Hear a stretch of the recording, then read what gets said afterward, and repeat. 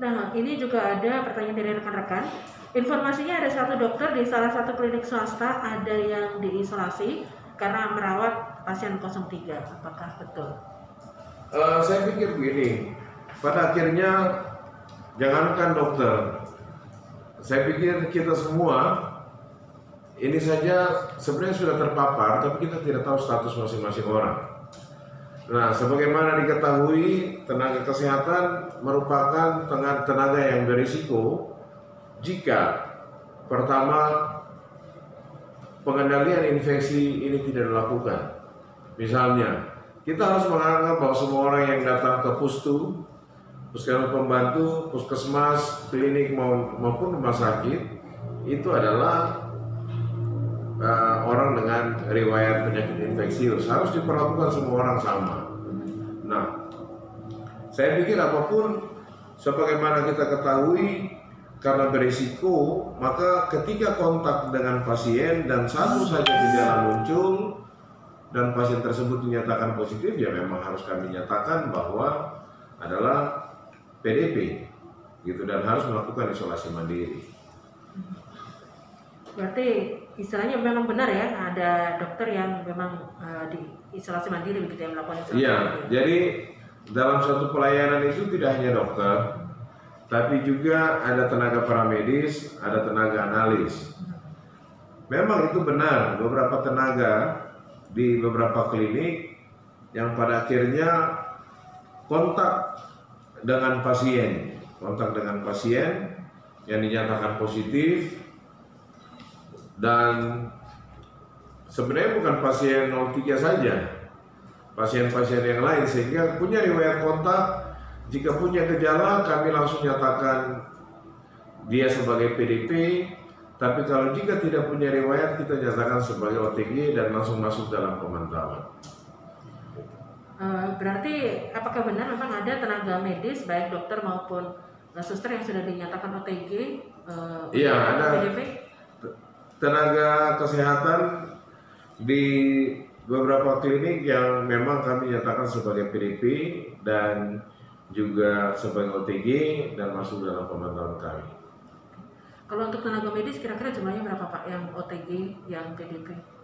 Kira-kira yang di dua tempat layanan ini sekitar 18 orang. Totalnya ya? Di dua layanan swasta. Itu OTG, ODP, PDP semua. Iya. Jadi bukan hanya dua, karena kontaknya dengan pasien positif, maka kami sebut dengan PDP dan OTG. Gitu. Karena ada yang menunjukkan gejala, ada yang tidak menunjukkan gejala sampai hari ini, sampai sore tadi. Nah ini mengingat ini nantinya akan ada lonjakan pasien positif. Nah bagaimana tindakan bila misalnya pasien positif ini melebihi ruangan yang disiapkan? Baik, prinsip yang pertama, tidak semua pasien dalam pengawasan atau orang dalam status PDP itu diisolasi di rumah sakit.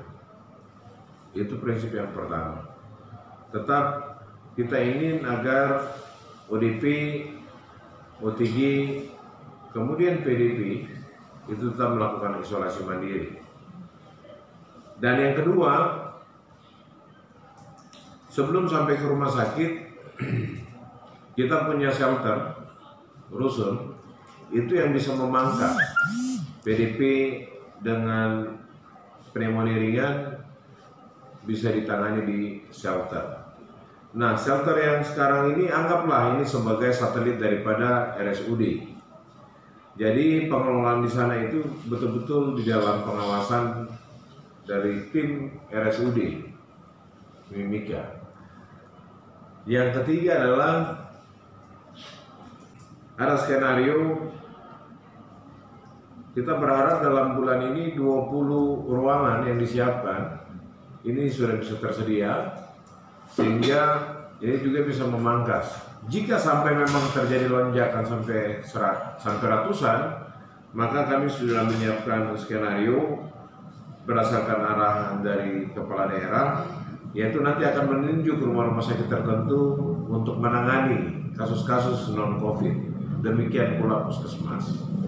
Sehingga RSUD tetap kita fokuskan sebagai rumah sakit untuk rujukan COVID.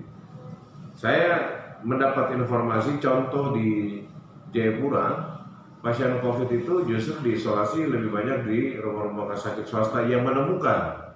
Jadi sebenarnya rumah sakit swasta yang menemukan wajib untuk dia melakukan isolasi di situ, kecuali untuk pengambilan swab seperti itu.